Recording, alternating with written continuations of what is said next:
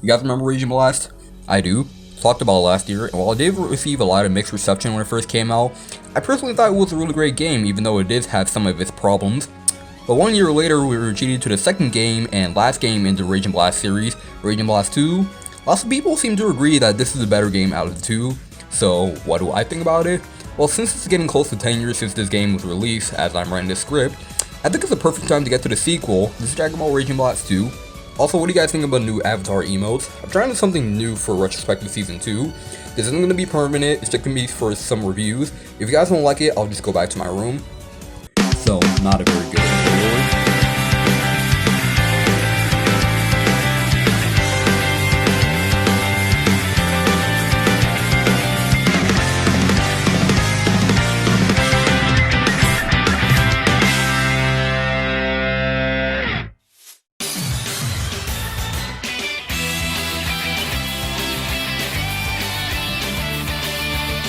Anyway, before we start the video, once again, I gotta give a shout out to my boy Super Sonic Mikey.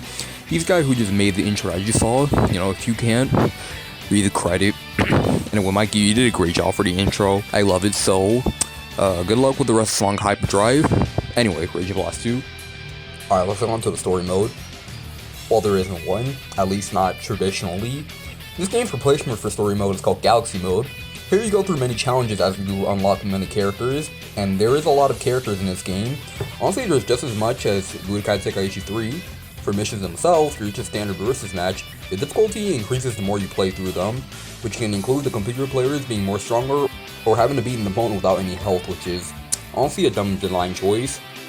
I mean, there's a difference between trying to challenge the player and just peak difficulty.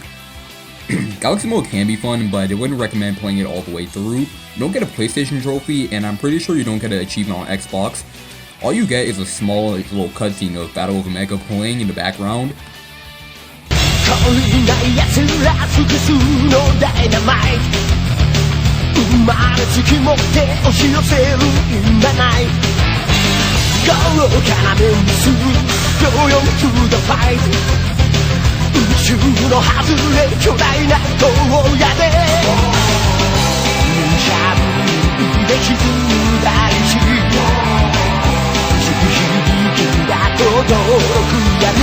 Nothing can stop you now. Don't you take attention? No more wake up, no car, sorry car, come on, action.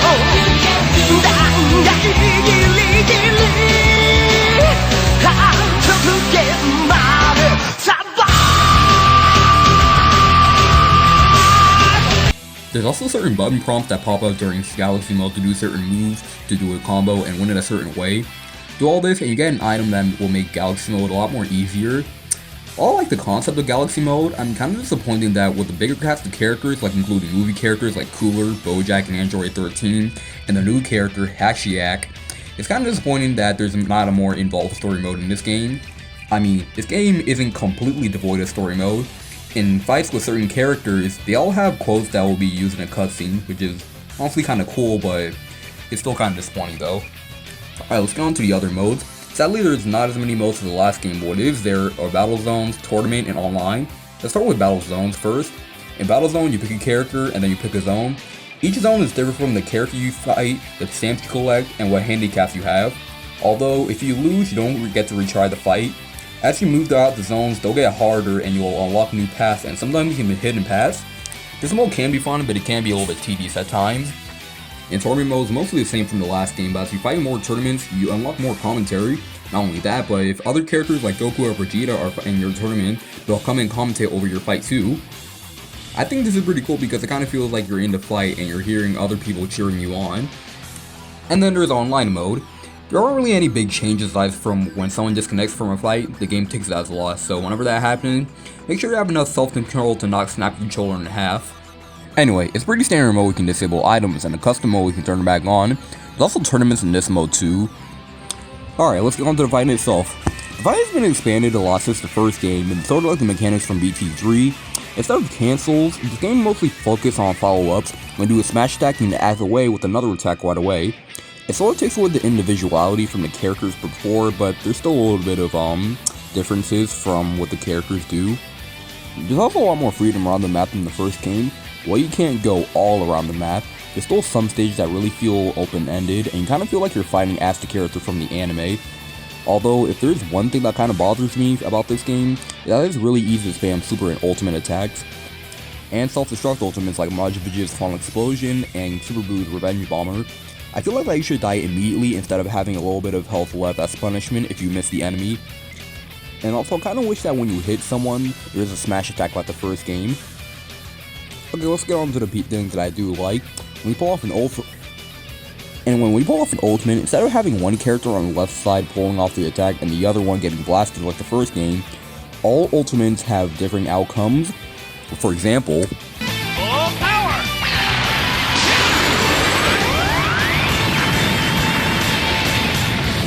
Into the line! Finish Buster! I destroy this planet!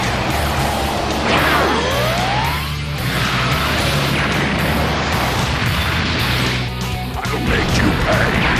I'll kill you!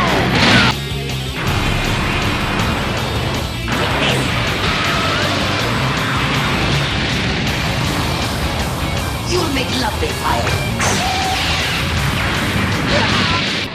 Take this!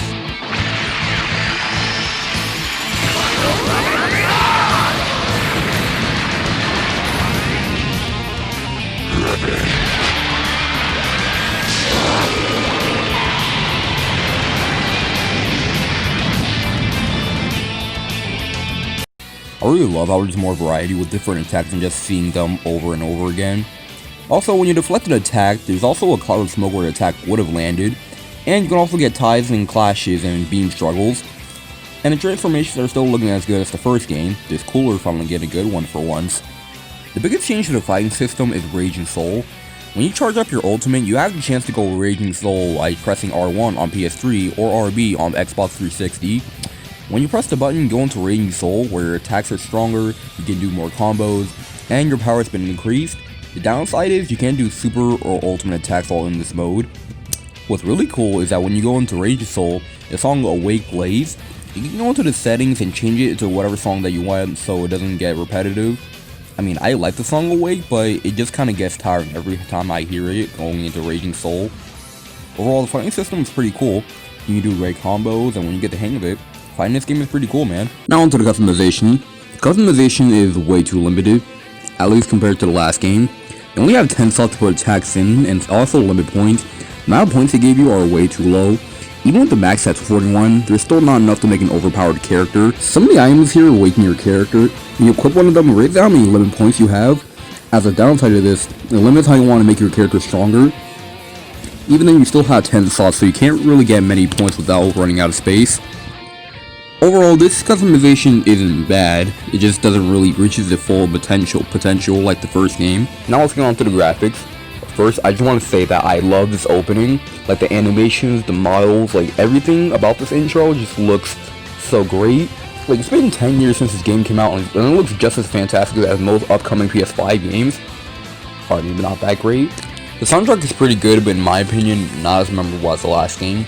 Like, I don't know why, but I think it might be because I was too distracted by punching, throwing key blasts, and beam struggles to notice. Which is weird because that wasn't really a problem in the first game, so... Anyway, for the songs I do remember, they're pretty good. Like Galleon, Hero, Danger Zone, and the character Ripple Select Screen. Those are pretty good songs. My favorite song would have to be the game's main theme, Battle of Omega. The song just has a really great beat, even though I don't know what the singer is saying most of the time. And here's one complaint I forgot to mention in the Raging Blast 1 review. In the first game, whenever a music track ends, it's just dead silence besides you and your opponent fighting.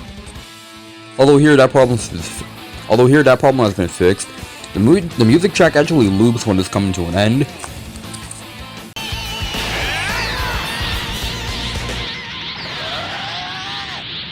Try and stop this one! And here's something pretty cool.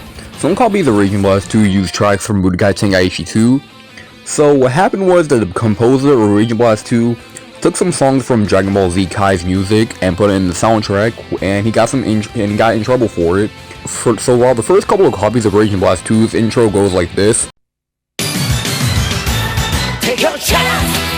now 今目覚めるほど戦う遺伝子 Wake up 一か八か手が外れる衝動ほとばしるエナジー Survive Later copies intros go like this.